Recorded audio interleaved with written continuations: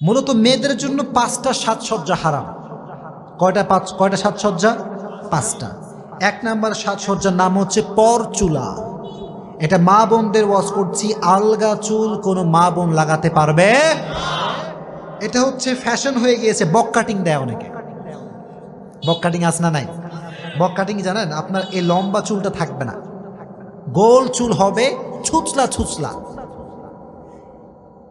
আমি মনে করি যারা বক কাটিং দেয় এদের মতো অরুচিশীল মেয়ে পৃথিবীতে আর কেউ নাই। ফাউল একটা রুচি এটা। একটা মেয়ের সবচেয়ে বড় সৌন্দর্যতা হচ্ছে সে হবে সুখে এসে নিয়ে, তার চুল হবে লম্বা, ঠিক কি না? 1 নম্বর। 2 নম্বর সাজসজ্জা হচ্ছে মেয়েরা কখনোই ব্রু প্লাগ করতে পারবে না। কথা কোন ঠিক কিনা? ব্রু প্লাগ করে এরকম মেয়ে নাই? না, আল্লাহর হাবিব বলেছেন তার উপরে আল্লাহর লানত, তার উপরে আল্লাহর অভিশাপ যে ব্রু প্লাগ করে। নাউজুবিল্লাহ পড়া। মা বোনদেরকে বলছি, কখনো ব্রু যতই যাই হোক না কেন, ব্রু কখনো প্লাগ করা যাবে। 2 নম্বর। 3 নম্বর হচ্ছে মা বোনদের জন্য টিপ লাগানো জায়েজ নেই। কি লাগানো জায়েজ নেই? টিপ না। অনেকে দেখবেন এখন কালো টিপ লাগায়, বিশাল বড় বড় কালো টিপ, আসনা নাই। আবার অনেকে লাল টিপও লাগায়। না, এই লাল টিপ কালো টিপ খুব বাজে একটা জিনিস। ইব্রাহিম আলাইহিস সালামকে যখন আগুনে পোড়ানো হবে, অ্যাট দ্য সেম টাইম নমরুদ অনেকগুলো নর্তকী নিয়ে এসেছিল, নাউজুবিল্লাহ পড়েন। আর প্রত্যেকটা নর্তকীর কপালে ছিল টিপ। তখন থেকে আমাদের শরীয়তে টিপ লাগানো হারাম হয়ে গিয়েছে।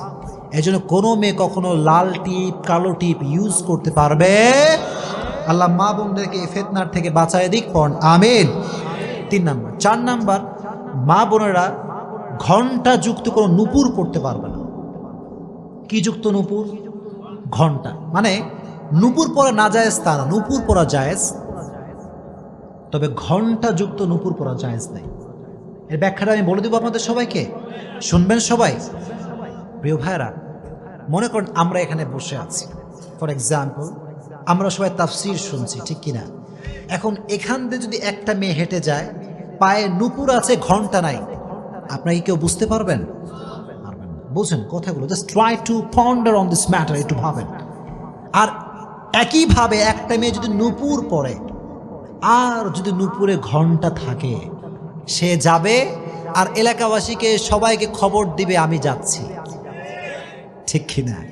তখন যুবকরা বলবে কে আসে রে? হ্যাঁ, ও আচ্ছা, হাই, হ্যালো আপু। আছে না নাই? ফিতনা তৈরি হওয়ার একটা আশঙ্কা আছে না নাই? সো মেয়েরা কখনো ঘণ্টা যুক্ত কোনো নূপুর পড়তে পারবে। আম্মা জান আয়েশা রাদিয়াল্লাহু তাআলা আনহা একজন নারীকে দেখলেন ঘণ্টা যুক্ত নূপুর পড়তে। উনি বললেন আল্লাহর হাবিব বলেছেন কোনো মেয়ে কখনো ঘণ্টা যুক্ত নূপুর পড়তে পারবে। 4 নম্বর। 5 নম্বর হচ্ছে সেই বিষয়টি যেটা আমি বলেছিলাম, কোনো স্ত্রী তার স্বামী ছাড়া কোনো পরপুরুষের সামনে সুগন্ধি ব্যবহার করতে পারবে। জোরে কোন পারবে? এটা খুবই খারাপ একটা জিনিস। কারণ হচ্ছে কোনো মেয়ে যদি কোনো পুরুষকে অ্যাট্রাকটিভ করার জন্য, আকর্ষিত করবার জন্য সুগন্ধি মাখে, আল্লাহর হাবিব বলেছেন জেনা করলে যেই পরিমাণ গুনাহ হয় সেই পরিমাণ গুনাহ তার আমলনামায় জমা হবে। জোরে কোন নাউজুবিল্লাহ। আল্লাহ মা বোনদেরকে এই 5টি সাজসজ্জার থেকে বাঁচায় দিক। জোরে কোন আমিন। বাঁচায় দিক। জোরে কোন আমিন। আর একটা লাস্ট কথা বলে শেষ করতে চাই। আমি মা বোনদেরকে বলতে চাই উইথ ফুল রেসপেক্ট, সম্মান, যে মা বোনেরা এখন বেশিরভাগ সময় দেখা যায় যে হুজুর দেখলে পর্দা করে আর কারো সামনে পর্দা করে না। কথা অবাস্তব না বাস্তব? এটা আপনারা বিশ্বাস করেন না? সত্যি, এটা সত্যি ম্যাম। আমি দেখছি নিজের জীবনে কিছু কিছু মা হুজুর দেখলে পর্দা করে, বোনরা হুজুর দেখলে পর্দা করে, আর দেবরের সামনে কয় দেবর সাহেব কেমন আছেন। কথা কোন ঠিক কিনা? দেবরের সামনে প্রত্যেকটা ভাবির যাওয়া সম্পূর্ণ হারাম। কথা কোন ঠিক কিনা? আর স্বামীদেরকে বলছি, স্বামী জাস্ট হাজব্যান্ড, আপনার ছোট ভাই হোক বড় ভাই হোক, এই খুব গুরুত্বপূর্ণ কথা বল, সবাই শুনবেন, সবাই, সুরসার নাই, কাটা কথা বলছি। প্রত্যেকটা হাজব্যান্ডকে বলছি, আপনার ছোট ভাই হোক বড় ভাই হোক, কোনোদিন আপনার বইয়ের তীর সীমানা সে পাড়া দিতে পারবে না। কথা কোন ঠিক কিনা? যখনই আপনার বইয়ের সামনে দেবর আসবে, আল্লাহর কসম তখনই ফিতনা শুরু হয়ে যাবে। চিল্লায় কোন ঠিক কিনা? দেবরের সামনে যেতে পারবেন না মায়েরা, বোনেরা। আল্লাহ মা বোনদেরকে তৌফিক দান করুক, জোরে কোন আমিন। আর একটা লাস্ট কথা বলে শেষ করতে চাই, শুধুমাত্র বোনদেরকে বলতে চাই যে বোনেরা, জাস্ট বোনদেরকে বলছি, আপনাদের প্রোফাইল পিকচার নিজের ছবি আপনারা আপলোড করতে পারবেন না। এই যুবক, কথা বল ঠিক কিনা? আর কিছু কিছু যুবক মেয়েদের প্রোফাইল পিকচার দেখলে কমেন্ট করে, ওয়াও অ্যামেজিং, আর বোনও যে কোন করে কয় থ্যাংক ইউ। আছে না নাই? এসব কি রে ভাই, কোন যুগ আসলো এইসব? মাইয়ারে বাজে বাজে কথা কয় যুবকরা, তোমার মতো হট কেউ নাই। নাউজুবিল্লাহ পড়া। আমি বললে দোষ হয়ে যাবে, কিন্তু যুবকরা বললে কোনো দোষ নাই। আর মেয়েও কতটা বেলাজা, বেলজ্জা, বেশর্মা। মেয়ে বলে ধন্যবাদ ভাইয়া। ছি ছি ছি। আল্লাহ মা বোনদেরকে ফিতনা থেকে বাঁচায় দিক না।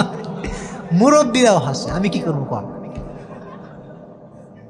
এরকম ছেলে মেয়ে নাই? যুবক শোনো, প্রকৃত পক্ষের দিনদার যুবক কখনো কোনো মেয়ের পোস্টে বাজে কমেন্ট করতে পারবে না। কথা কোন ঠিক কিনা? আর আমি ওই সমস্ত বোনদেরকে বলতে চাই, যেই বোনেরা আজকে প্রোফাইল পিকচার নিজের ছবি দিয়ে আপলোড করেন, এই ছবি যে দেখবে তার প্রত্যেকটা গুনাহের ভার আপনার বাপের আমল নামায়ও যাবে, আপনার ভাইয়ের আমল নামায় যাবে। চিল্লাই কোন ঠিক কিনা? আর সেই বাপের মতো হতভাগা বাপ কেউ নাই, যেই বাপের মেয়ে চোখের সামনে জিন্সের প্যান্ট পরে ঘুরে বেড়ায়। সেই বাপের মতো হতভাগা ভাগ আল্লাহর জমিনে কেউ নাই, যে বাপের সামনে তার মেয়ে বেপরদায় ঘুরে বেড়ায়। চিল্লাই কোন ঠিক কিনা? আজ থেকে বাপরা একটা কাজ করবেন, মেয়েকে বলবেন, আমার বাসায় থাকতে চাইলে, খাইতে চাইলে ইসলামের কথা অনুযায়ী চলতে হবে, না আমার বাসায় তোর কোনো ভাত হবে না। কথা কোন ঠিক কিনা? প্রত্যেকটা বাপ যদি এই কথা বলতে পারে, আমি বলবো কক্সবাজারের এই জমিনে একটা মেয়েও আর বেপর্দায় থাকবে না। কক্সবাজারের কোনো জমিনে কোনো মেয়ে অশ্লীলভাবে ঘুরতে পারবে না। চিল্লাই কোন ঠিক কিনা? আল্লাহ মা বোনদেরকে এই সমস্ত ফিতনার থেকে বাঁচাই দিক, জোরে কোন আমিন। আল্লাহ যুবকদেরকে প্রত্যেকটা কথা অনুযায়ী আমল করার তৌফিক দান করুক, জোরে কোন আমিন। আল্লাহ মুরব্বীদেরকে ইসলামের জন্য কবুল করুন, পড়া আমিন।